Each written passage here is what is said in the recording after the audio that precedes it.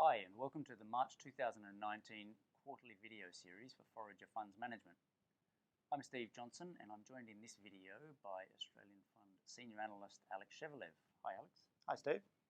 It looked in the latest quarterly report like it was a much improved earnings season for the Australian Fund. Were there any overarching themes driving that? It was a better reporting season, and for stocks that we bought recently, as well as stocks that may have historically given us some trouble. So Enero Group is one that fits into that latter basket. It was a business that's had its revenue flat for a number of years now, and in this particular reporting period, we actually saw revenue organically, that is excluding the acquisitions they made, rise by about 15%, which was a great result for that business.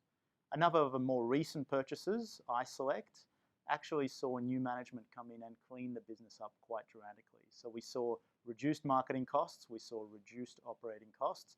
Now there's a lot to go there because the second half is actually much more important in that business than the first half that we've just seen reported, because that's when people go to compare their policies for their health insurance.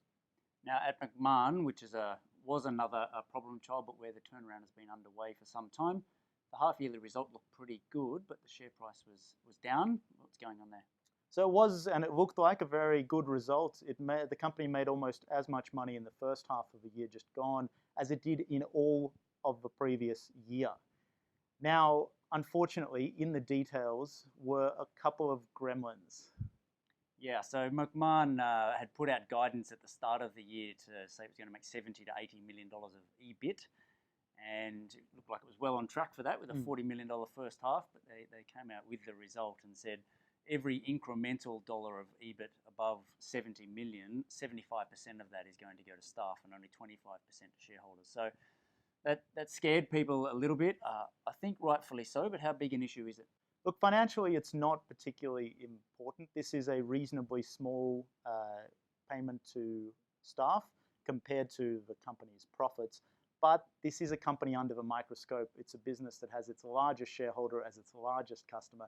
And understandably, it's under the microscope from both the market and ourselves. It's a company that we've been telling management it's going to take a long time to build credibility here. This has probably set it back a little bit on that path, but we still think that the business is operationally headed in the right direction. Finally, there's a stock in the portfolio that we didn't own a couple of months ago that contributed fairly meaningfully to the performance. Can you talk us through that? So last month we bought a position in a company called Experience Co. This used to be the old Skydive the Beach business, and they operate skydiving in Australia and New Zealand and adventure activities mostly out of Cairns. Think about whitewater rafting or trips to the Great Barrier Reef as an example. Now, the business was a market darling for quite some time, and unfortunately then there were a series of fatalities in both Australia and New Zealand in skydiving. And because of that, skydiving growth actually slowed over time. And apart from that, the adventure businesses that the company assembled mostly through acquisitions actually failed to perform to their pre-acquisition expectations.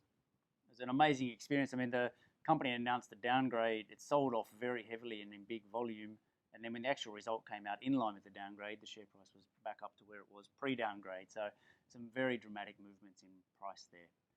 From my perspective, we've had iSelect and Experience Co over the past year where a lot of work had been done by Alex and Jeffrey Tsay to prepare for those situations, and we were able to execute quickly on significant downgrades. Fingers crossed for a lot more of those, but it's good to see that process working out well. Thanks for watching.